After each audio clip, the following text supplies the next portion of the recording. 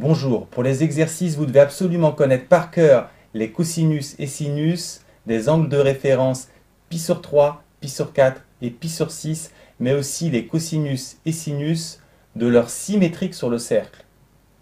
Je vous montre ici plusieurs moyens de retrouver ces valeurs, ce qui vous aidera à les mémoriser.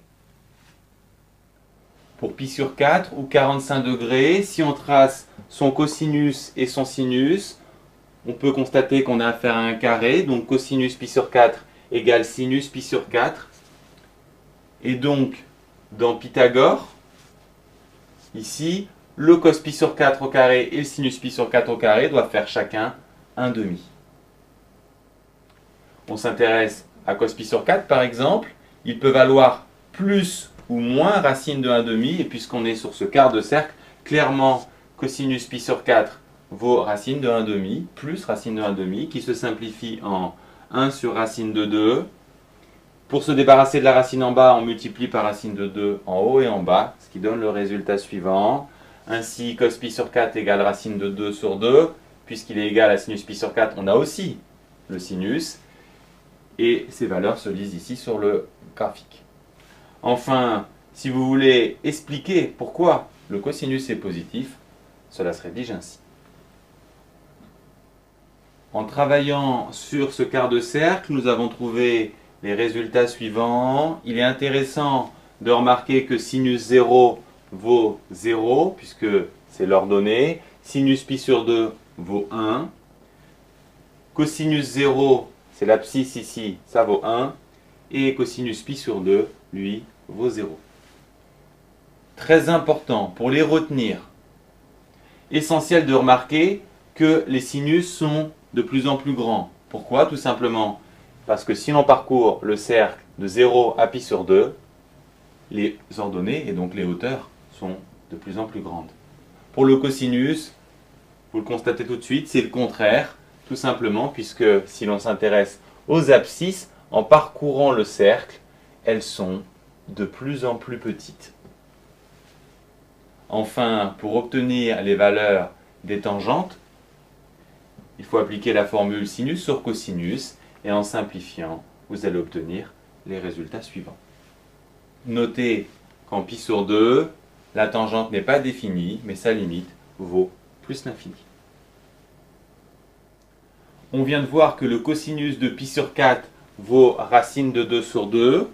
Donc automatiquement, le cosinus de l'angle opposé vaut également racine de 2 sur 2.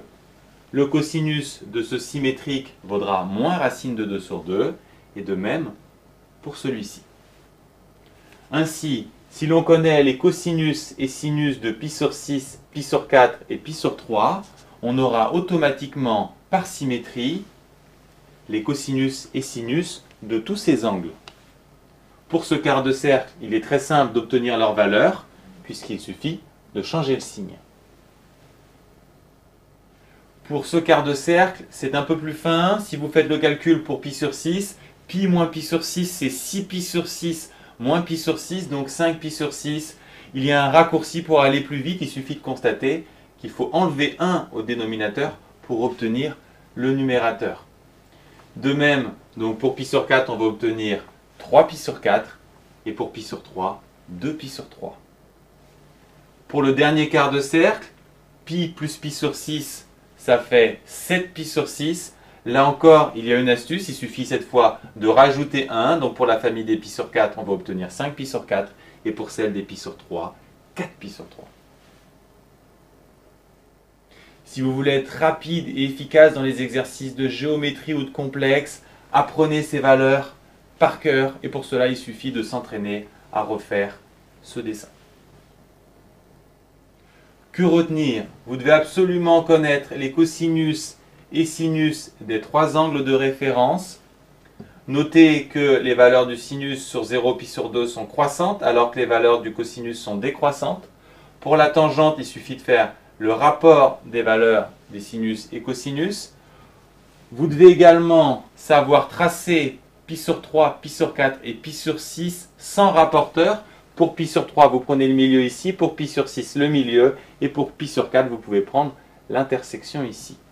Enfin, vous devez connaître les formules de symétrie et être capable de trouver les angles des 4 quarts de cercle associés à pi sur 6, pi sur 4 et pi sur 3.